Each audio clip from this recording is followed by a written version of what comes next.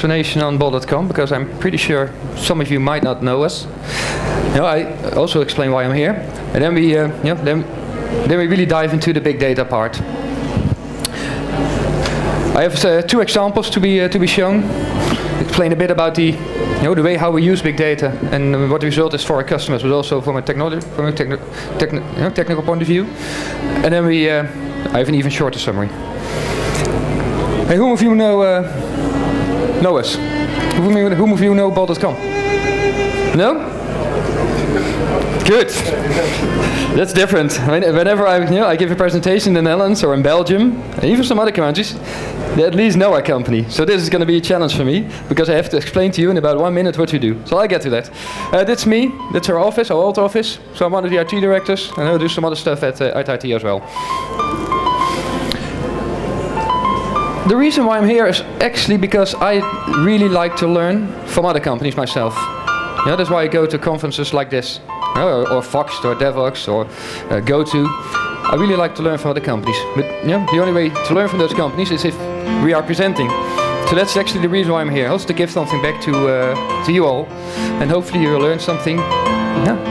Who knows? But it's really good to have some kind of a interaction between each other. If you Google and you type in what is bol.com, this is what you're going to get. So it basically says it all on the right. We're an online company, an e-commerce organization. We've been around for 17, 18 years already, and we've had a tremendous growth over the years. We're based in Utrecht, in the Netherlands, and we focus on the Belgian and the Dutch market. This is actually how our site looks like. Well, translated into Romanian, just for the sake of it, but usually it's Dutch. So I'm not sure how good the translation is, but I can show you if you have some time later. And this is actually how we evolved. So we started as a small online seller of books. And then after selling books, we decided to move into DVDs and entertainment. And then we decided to move into games, etc., etc., etc. And now we really like the online warehouse, the leading online warehouse in the Netherlands. I will share some numbers with you, because that will also give you an idea why big data is important for us. So how big are we? We're focusing on the Dutch and the Belgian market, so we're not as big as Amazon, as you can imagine. But for Dutch standards, we're pretty okay. We're pretty big. We have about 6 million customers, over 6 million, which means that 1 out of 3 persons has bought in the Netherlands and Belgium. Has bought something on our website the last 12 months. So really successful. I think it's even more. I think it's close to 40% already. So 6 million customers. We have about 11 million products, which you can order right now. So if you would go to our web shop, you can order 11 million products. We have about 300,000 SKUs, stock keeping units, on stock in our warehouse. This is a picture of our warehouse. And the rest, it's all delivered a couple of days later. And we have a catalog of about 38 million products that we've ever sold or might sell in the future. So again, we have about 32 offers. Offers meaning a product can be offered for a certain price and a certain delivery time. So you can actually see that we have multiple offers for a product. The reason I'm mentioning this is because it's important for big data. We have 400 million newsletter responses. I think it's close to 500 million already, because this is a number from last year. We have about 1 billion order states, which we never throw away anything. We keep everything, which is also a challenge from a legal perspective. But let's not get into that one. We have about 20 million clicks a day, and growing. And we have about 10 billion, I think it is, collected clicks over those years. Again, this is much higher. I think it's close to 13 or 14 already, because the numbers are a bit old. So we collect about 35 gigabytes of click data every day, compressed. Compressed. So it's quite a bit, and it has always been like that. If you look at data, the data is growing. Actually, it's growing faster than compute. I'll just show it. But if you look at data, the reason why it's growing at a company like bol.com is because we want to know more. We want to know more details. We really want to understand what's happening, because if we really understand what's happening, we can also, our customers and our partners can benefit from it. So we are actually also looking deeper. So in the past, we only looked at maybe the click data. Now we're trying to analyze the moves, the cursor moves on the screen, or did someone Yeah? Did he want to click on it or did he click back? So we want to know way more. And the other thing is we just simply have more users. If we would have been here a year ago, we would have had 5 million customers. Now we're close to 6 million, or over 6 million already. So we just have more customers, more partners, more products. So it's not only about knowing that we want to know more, but we also are collecting way more. And this is actually what we've seen. I think you might know the law of more. The compute capacity, the compute power, it doubles every 18 months. But the sad thing is, at least for us and also for other companies, that the data growth is growing faster. It's growing way faster than the compute power can keep up with. And it's not, it has been the case for a couple of years already. So we had to look into alternative solutions. I think you know this concept. So in the past, when you wanted to scale up, you just bought a bigger machine. And you put in more CPU, you put in more power, a larger hard disk. That's the way how you scaled up. But obviously there are limits. There are limits to that one. So what we really liked is that in, I think it was 2007 or 2008, that the Hadoop technology came on board. That we actually had a mean to distribute, call it the compute, and distribute the storage capacity, and benefit from the fact that you could scale horizontally. And we really tried to benefit from it as of the first moment. In the early days, before Hadoop came along, we were like trying with like hashing and splitting it ourselves, and trying whatever we could to make sure that whatever we wanted to do would fit within a 24-hour time frame, but it became pretty much impossible. So we moved to distributed processing. Already, that's before I joined, because I joined bol.com in 2010. Already in 2008, we started, in October 2008, we started experimenting with our first Hadoop cluster. And this is actually the first cluster. This is what happened. I guess you know the paper from Google. They wrote a paper, and they actually launched Hadoop back in it says July 2008, sometime in 2008. We started experimenting, and like we really like to work at bol.com. We just found some old desktops. We put them somewhere on a desk. Actually, they were actually on a desk next to my desk. Just put it on a desk, and we started playing around. We started downloading the software from the open source community, and we started playing around, just to get some sense of what, how it could help us. And the reason why we started doing that is that if you look back at, before the Hadoop days, we had to crunch our web data. We want to crunch our web data to be able to give recommendations to our customers. But we were already at that time, we were growing so fast that we were reaching the limit, the 24-hour limit. So we couldn't squeeze it in the day anymore. So we did some magic. We did some hashing. We did some. We tried to distribute it ourselves. So we tried to petition, and it had some effect. But in the end, we still needed about 12 hours to process 1 day of web data. And 1 day is not an awful lot if you think about it. So and that's actually the first experiment we did. We tried to do it. On one of those, the stack of desktops, and actually, I think it took us like maybe 1 or 2 weeks, to get it up and running and to figure out how we could use Hadoop. But actually, we could process 3 weeks of web data in 25 minutes, which was great. We needed something like this to be able to. Well, we needed some money for decent equipment, so we needed to prove that it would work out. And this was really the proof. And the nice thing is, because Hadoop, the nice thing is actually that you can't really read it. But if you look here, one of the desktops broke down. I think it was the CPU, so it broke down. And the nice thing about the whole Hadoop technology was, of course, that it kept on working. The node was gone, but the other nodes could just continue. We didn't have the issue anymore that if the CPU would break down, the whole processing would stop. And that actually led to the investment of call it a real cluster. And this is actually this is the first setup which we had in our own data center with, call it, some real technology. And we used the Cloudera distribution for that at that time. Yeah. And now, 6-7 years down the road, we're still on Hadoop. We did move from Cloudera to Hortonworks, pretty much because Hortonworks is a bit more. It is open source. Cloudera is more like an enterprise type of solution right now, and we don't like that too much. So we decided to move to Hortonworks about 2 years ago, and we've grown a cluster. We've grown our cluster to 48 nodes, I think it was. 52 it is, yeah, 26 times 2, so 52. So 52 Hadoop nodes, and we are, actually at this moment, and you will see it in a second, we're reaching our limits. Here we are reaching the limits of the processing which we need to do all the stuff we have. But we do have these equipment now in our own data center. So if you look at the future, because we deliberately decided to put it up and running ourselves, to invest in our own technology platform, to host it in-house, to manage it ourselves.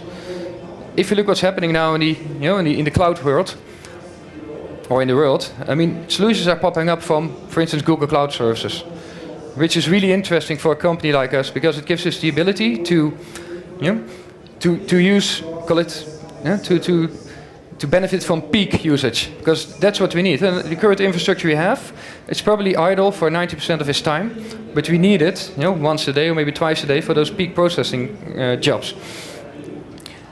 And the nice thing about moving to the cloud is in fact that if you want to do that in the cloud, you only pay for those, for those 10 minutes. So you only pay for the hour that you really need the peak capacity, and for the rest of the day you can benefit from the lower stack. So we haven't decided yet, but we are looking into a cloud-based solution, either fully or partially. Also, what I really like at this moment about, for instance, Google Cloud Services is that they do have all the tooling available that we had to build ourselves in the past. It goes tremendously fast. It's incredible, and that's we like to benefit from it because we just can't keep up with the with the experts we have ourselves. We just can't keep up anymore. Maybe you can, so please join us, but we can't. So big data. So this was a bit about the technology, but if you really look at it from a customer perspective, this is how we use it. So we have, call it the red angles and the brown ones. We actually do it in two ways. So first of all, we really use our data to personalize our website, to provide recommendations, to provide the best offer for our customers. So which are the grayish, brownish ones, which is based on our Hadoop platform. We also have a different type of solution, which according to the experts or the literature, you can also consider as big data, which is much more you use a Mongo database type solution to support the ever-growing need to have a very fast responsive website. Meaning, with the number of products we have, with the number of clicks we have, with the number of visitors each day, we had to find different type of solution to serve, or to provide our customer with the correct price and the correct content information.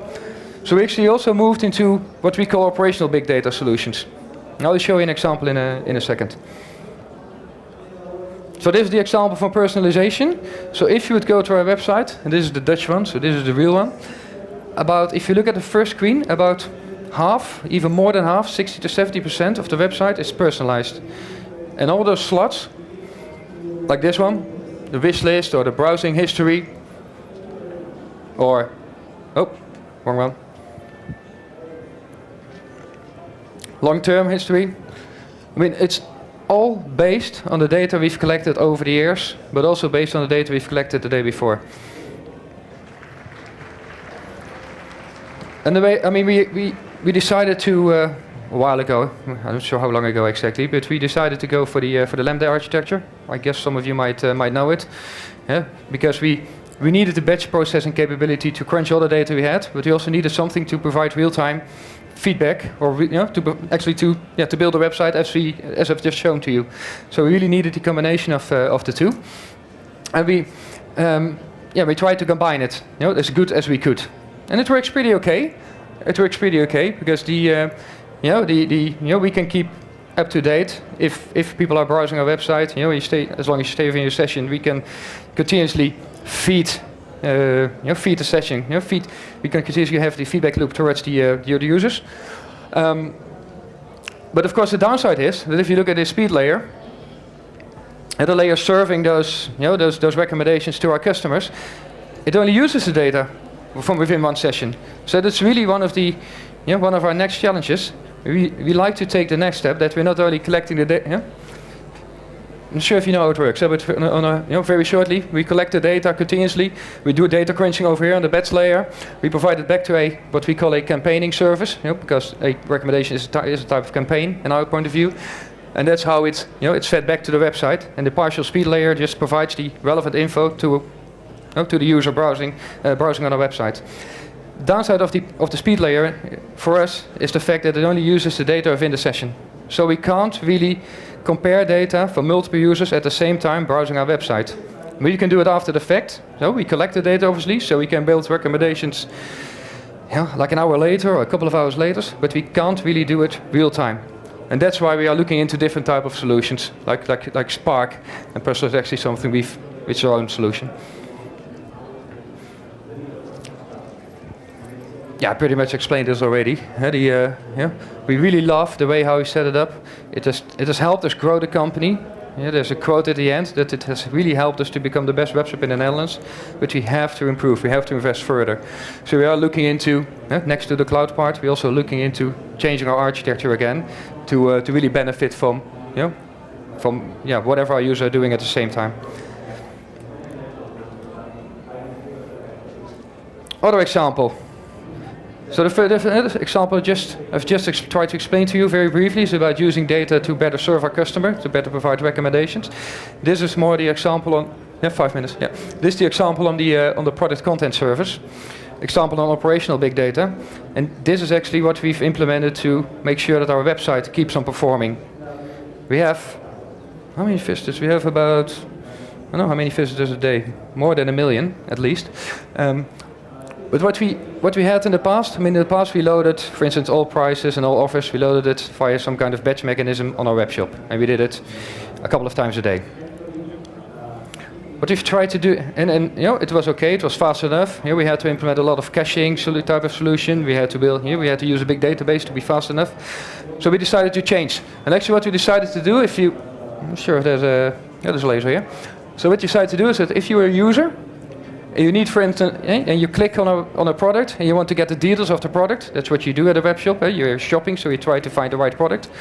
What actually happens there is a cache in between, by the way, but that we send an HTTP request to we call it a PCS. This is our name of the service. We have a small service available with an underlying Mongo database structure, and the only thing it does is serve data. So this thing, it doesn't write anything. There are no updates directly over here. The only thing it does over here is ask the Mongo database for the product content, and it gets it back in milliseconds. I see that it took us back from about 500 milliseconds to, I don't know what it was, but to less than 3 or 4. So we really have implemented this. So if you look at it, you request the data. The Mongo database is being kept up to date by our master data management system. So it updates it continuously, it copies it to the slaves, and the slaves are only used to read, just reading. And we've used this architecture for product content, and we're also using the same architecture for prices and for offers, because the offers are much more dynamic than the product content. Our prices change multiple times a day, and we switch from suppliers. We have different types of delivery times. So we call it the SLI, the SLI. So the offer part is even more complex. Yep. I'm almost done, which is good. I'm almost done. It's difficult in 20 minutes to share what we're doing. It's really difficult, because I love to dive into the details, but there's no time for that. So I'm not sure if it really came across. But what I really like about the big data type solution at bol.com is that we have continuously and are continuously trying to become better in whatever we're doing, and we're trying to experiment with the new, with the latest technology we have. And sometimes, as said, we can't keep up, so we need to look at, call it different type of models. But it's really cool. And what I also like is that we not only use it for data crunching, but we also use it to improve our operational processes, which is a different type of solution. And we only figured this one out like 3 years ago, 2-3 years ago. While we had been using the Hadoop technology for 8-9 years. So it's really, it's just a different mindset, which also has helped us to grow the company further. And now, what I just said, if you look at the next big thing for us will be to become even better in real time. It would be great if I would browse a website and someone else would browse the website looking at similar products, that we actually could learn from each other. That's my dream. And that it's not a hype, at least not for bol.com. Big data is not a hype, it's because we've won many prizes. Really, we're the leading e-commerce company in the Netherlands, and we've won many prizes. And back in 2014, by the way, we won the same prize this year, but back in 2014, it literally stated that we were elected the best webshop of the Netherlands because we have been successful in applying, call it customer profiling and big data. So it's actually something which is recognized by the, by the outside world as well. And that also helped us to get some more funding to invest in servers, but it really shows that it's a good thing to do. And now I think I run out of time. Thank you.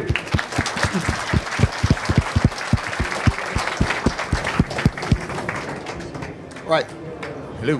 Can you hear me? There we go. Right, so we don't really have time for questions right now because we're going to have to break up so you can all go to other sessions if you want to. But I believe Menno is going to be here all day and probably around the bowl stand somewhere with colleagues. Yep, down here. So if you have any questions, go pester him at the stand, grab swag and say thank you. Thank you. Thank you all.